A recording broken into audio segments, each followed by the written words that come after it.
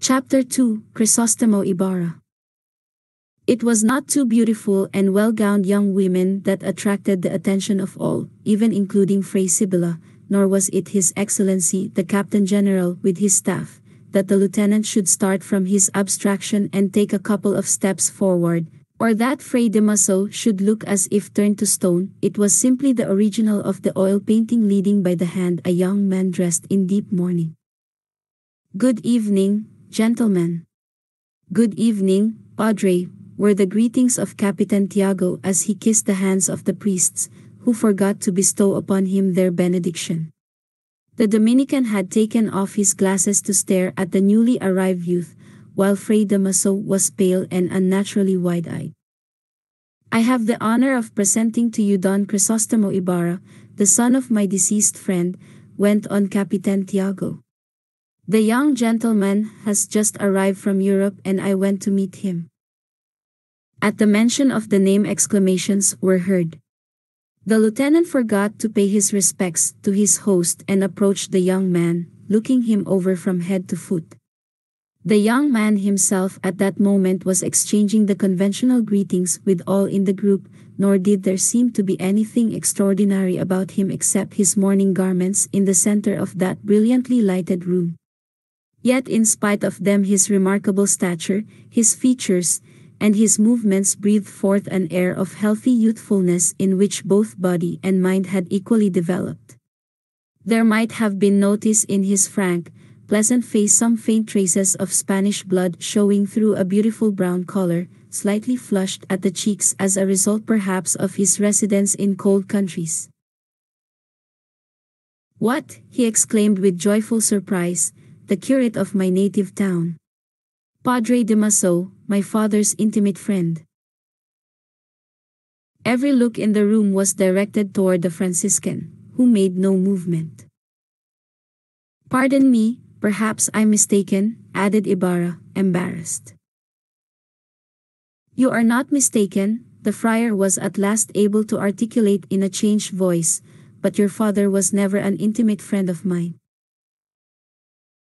Ibarra slowly withdrew his extended hand, looking greatly surprised, and turned to encounter the gloomy gaze of the lieutenant fixed on him. "Young man, are you the son of Don Rafael Ibarra?" he asked. The youth bowed. Fray Damaso partly rose in his chair and stared fixedly at the lieutenant. "Welcome back to your country. And may you be happier in it than your father was," exclaimed the officer in a trembling voice. "I knew him well and can say that he was one of the worthiest and most honorable men in the Philippines."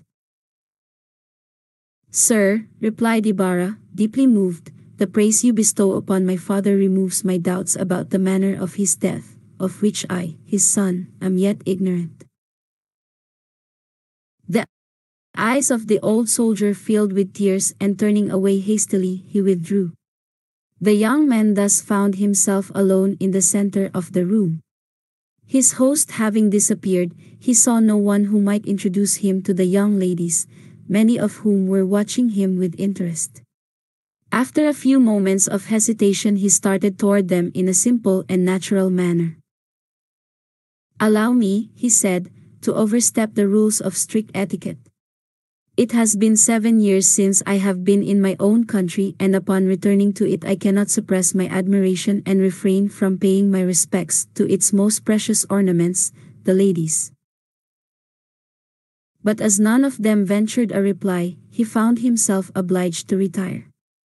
He then turned toward a group of men who, upon seeing him approach, arranged themselves in a semicircle.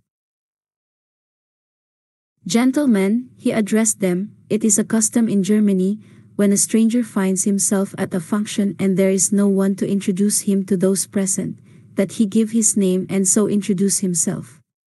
Allow me to adopt this usage here, not to introduce foreign customs when our own are so beautiful, but because I find myself driven to it by necessity.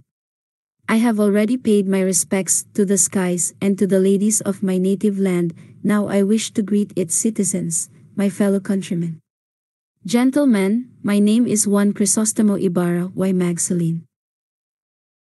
The others gave their names, more or less obscure and unimportant here. My name is said one youth dryly, as he made a slight bow.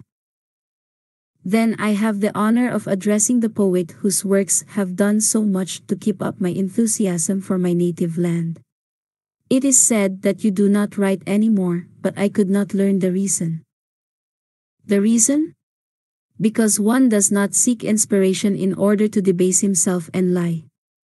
One writer has been imprisoned for having put a very obvious truth into verse. They may have called me a poet, but they shan't call me a fool. And may I inquire what that truth was? He said that the lion's son is also a lion. He came very near to being exiled for it, replied the strange youth, moving away from the group. A man with a smiling face, dressed in the fashion of the natives of the country, with diamond studs in his shirt bosom, came up at that moment almost running. He went directly to Ibarra and grasped his hand, saying, "Señor Ibarra, I've been eager to make your acquaintance. Capitan Tiago is a friend of mine and I knew your respected father.